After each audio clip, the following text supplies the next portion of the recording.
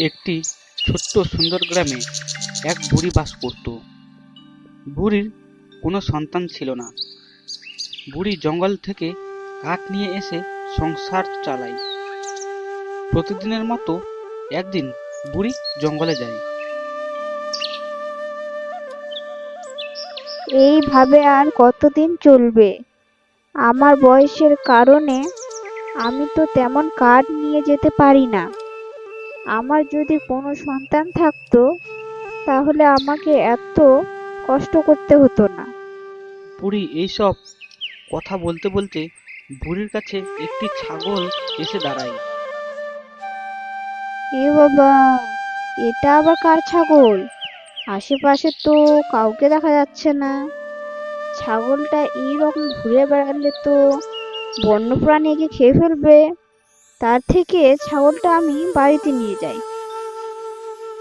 এ কথা বলে বুড়ি ছাগলটি তার বাড়িতে নিয়ে যায়।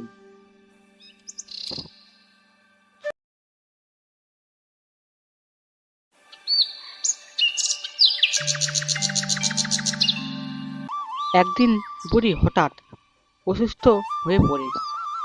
বুড়ি আর বিছানা থেকে উঠতে পারছে না। তখন বুড়ি তার ছাগলটিকে বলে,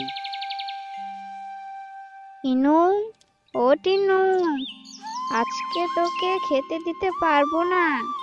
তুই মাঠে গিয়ে ঘাস খেয়ে আয়। আমার শরীর খুবই খারাপ। এ কথা শুনে ছাগলটি তার জাদু দিয়ে কিছুক্ষণের মধ্যে বুড়িকে ঠিক করে দেয়।